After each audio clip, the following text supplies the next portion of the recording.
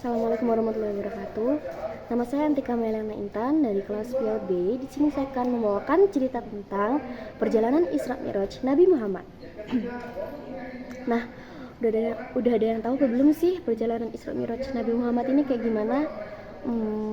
Mungkin udah sering dibahas ya, tapi kali ini kita bakalan bahas lebih dalam lagi. Jadi peristiwa Isra Mi'raj Nabi Muhammad itu biasanya lebih dikenal dengan perjalanan Nabi Muhammad menuju ke langit ketujuh. Tapi kita kan nggak tahu tuh kejadian apa aja yang ada di dalam peristiwa Isra Mi'raj itu. Nah, kita bahas di cerita ini.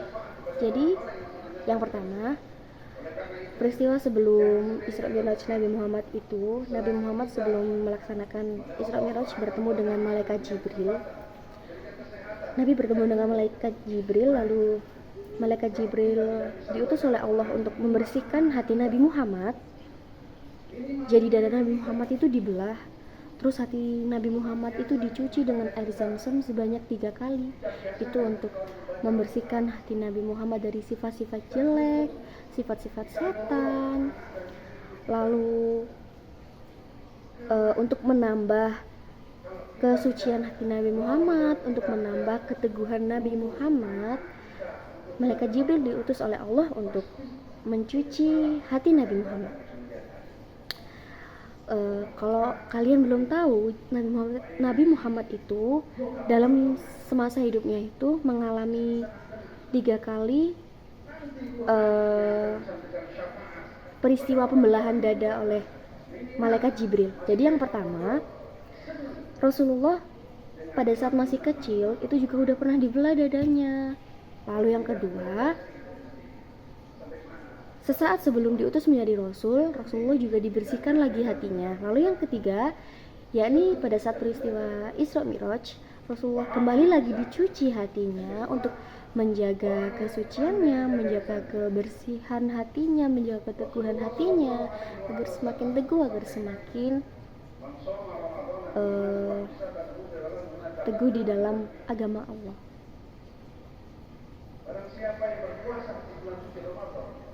Setelah dicuci hatinya oleh malaikat Jibril tuh memberikan tunggangan ke Rasulullah. Tunggangan Nabi Muhammad ini itu biasanya dikenal oleh banyak orang itu dengan sebutan buraq. Buraq ini digambarkan sebagai binatang yang memiliki ciri-ciri tubuh berwarna putih, lalu memiliki kedua sayap di sisi pahanya. Kedua sayap di sisi pahanya ini membantu buraq untuk mempercepat langkahnya, jadi dia bisa membantu Nabi lebih cepat mencapai langit ketujuh.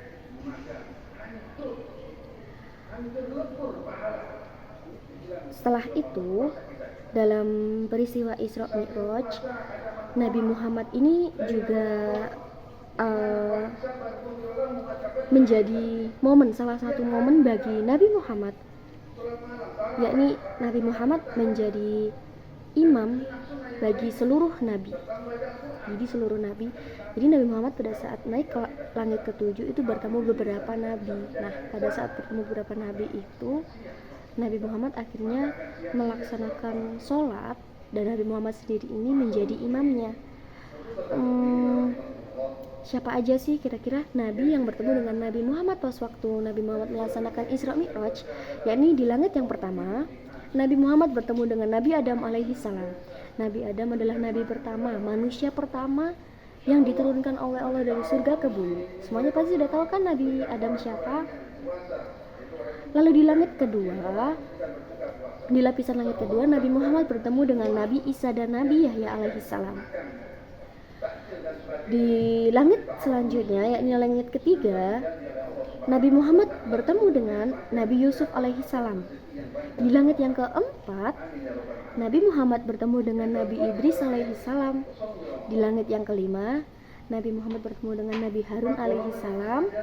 Di langit keenam, Rasulullah bertemu dengan Nabi Musa alaihi salam. Dan di langit yang ketujuh, Rasulullah bertemu dengan Nabi Ibrahim alaihi salam.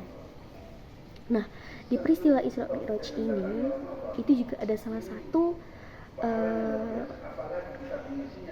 salah satu hal yang berdampak pada agama Islam saat ini loh, yakni diperintahkannya sholat pada umat Nabi Muhammad SAW. Tapi pertama-tama pada saat Nabi Muhammad naik ke langit ketujuh, Allah memerintahkan Nabi Muhammad untuk menyampaikan kepada umatnya bahwa para umat harus melaksanakan sholat sebanyak 50 kali dalam sehari. Lalu Nabi Muhammad turun dari langit ketujuh ingin menyampaikan kepada umatnya. Lalu Nabi Muhammad bertemu dengan Nabi Musa. Ditanyanya oleh Nabi Musa. Lalu Nabi Muhammad bercerita bahwa Allah menyuruh Nabi Muhammad untuk menyampaikan ke umatnya bahwa mereka harus melaksanakan sholat sebanyak 50 waktu dalam sehari. Lalu Nabi Musa berkata, lebih baik kamu kembali dan memintalah keringanan kepada Allah. Lalu Nabi Muhammad kembali meminta keringanan. Lalu Nabi kembali ke Nabi Musa SAW. Nabi Musa masih berkata bahwa jumlah segitu masih terlalu berat untuk umatnya. Akhirnya Nabi beberapa kali kembali kepada Allah hingga akhirnya sampai di angka 5. Jadi Allah memberikan perintah kepada Nabi Muhammad untuk menyampaikan kepada umatnya bahwa melaksanakan sholat 5 kali dalam sehari. Pada saat itu Nabi Musa berkata kepada Nabi Muhammad, ini sebenarnya umatnya masih keberatan nih kalau segini, tapi itu udah jumlah yang paling sedikit. Akhirnya Nabi Muhammad pun menyampaikan ini kepada umatnya.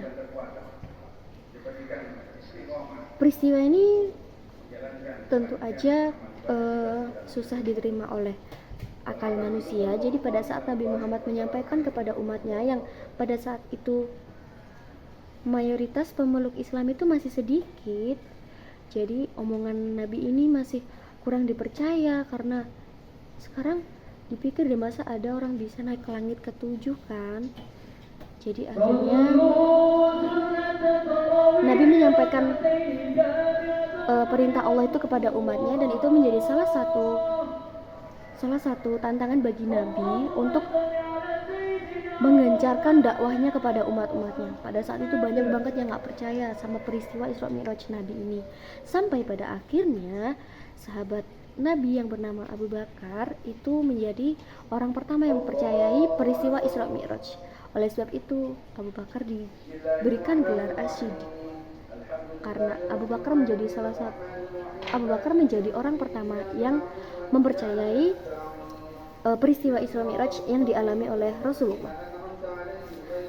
Selain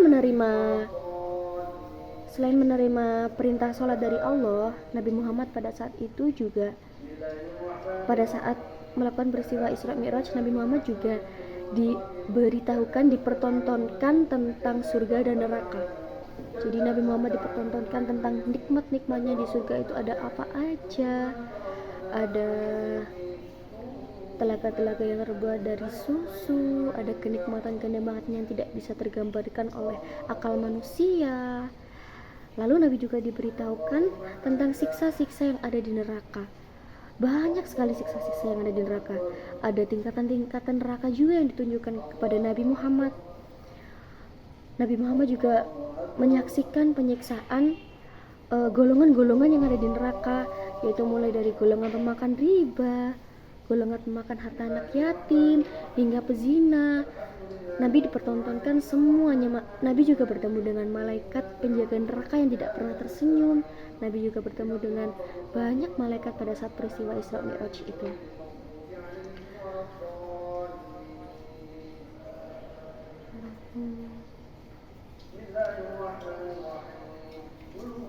Mungkin itu yang bisa saya sampaikan pada peristiwa Isra Mi'raj ini. Mungkin ini bisa berkepanjangan peristiwanya, tapi yang dibahas hanya Isra Mi'rajnya saja. Jadi sekian, wassalamualaikum warahmatullahi wabarakatuh.